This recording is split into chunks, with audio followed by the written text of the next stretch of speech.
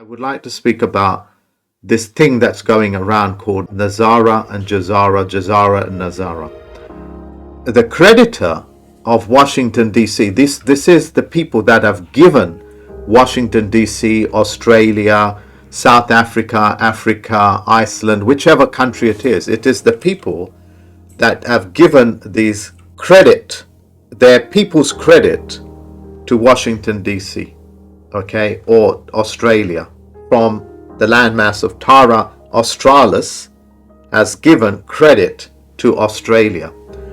The Americans have given credit to Washington, D.C.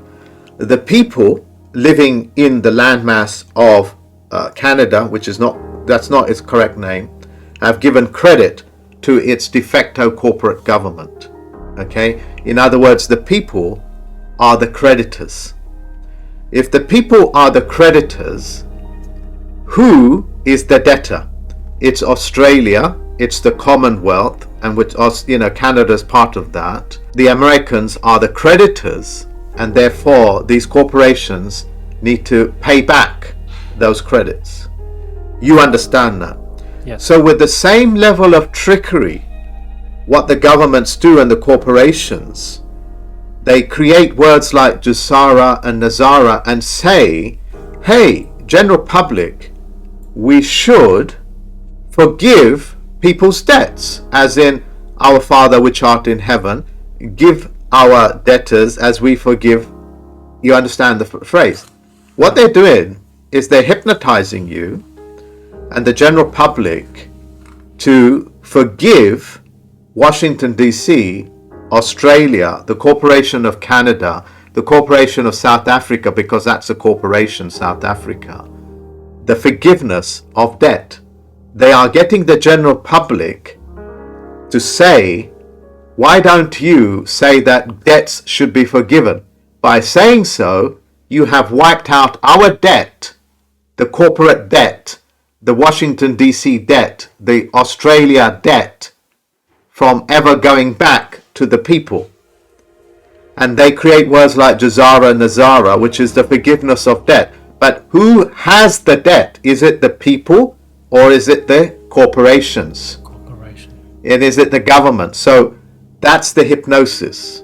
Now, in this country, in the 1970s, a particular character called Richard Branson came up with a way of doing this in the Jubilee in the 70s.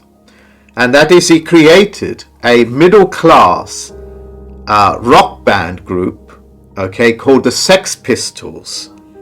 And that Sex Pistols were middle class, not homeless or cockneys or common people. No, they were middle class people living in mansions in swimming pools, pretending to be homeless. They created an entire myth around them. And they got this song to be sung at the point of the Jubilee. The Jubilee is the forgiveness of debt. It's the forgiveness of the debt. So the Crown is asking for their debt to be forgiven from the general public. So the Queen, as it were, the Crown, doesn't need to give back the credit back to the creditors, because the Crown is the debtor. Yeah, so they create figureheads. And the song that they came up with is this.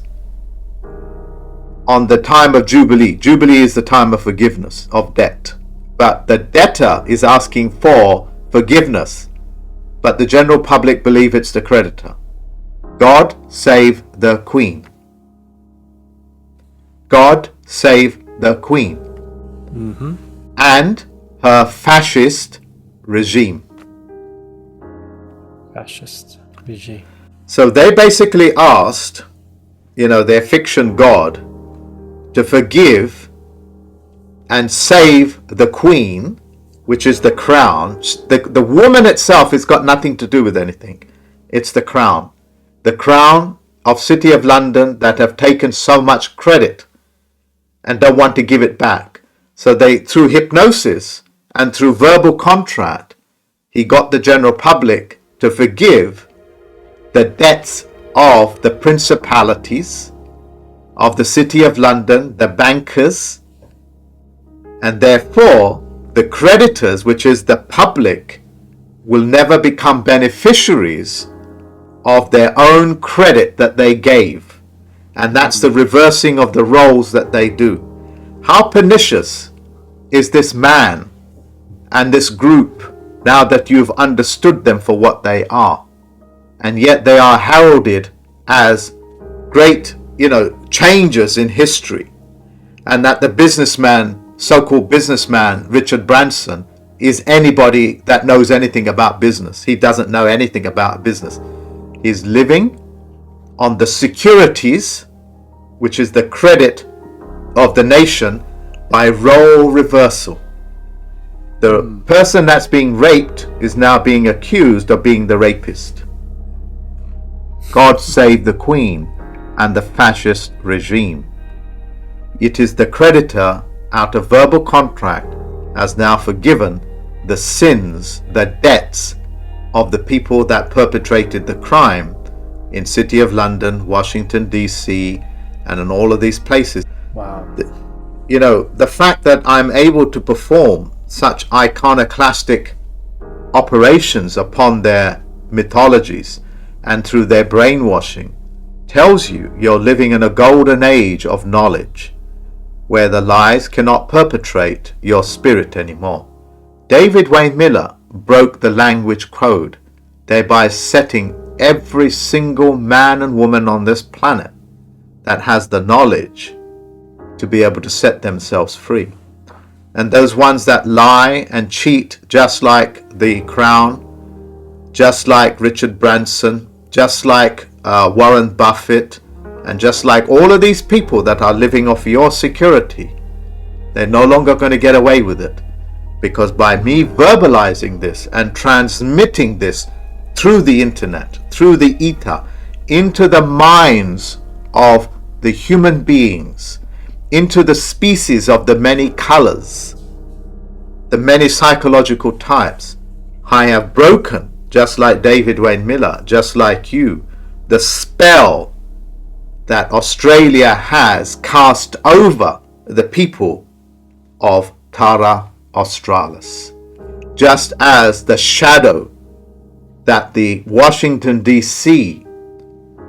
shadowed over the American peoples, that has been broken. The cast has been broken. The iconoclastic operation is now spreading like wildfire about the land registry, Terra Australia, Washington D.C., the language, and we're being successfully birthed into this golden age. Corona period.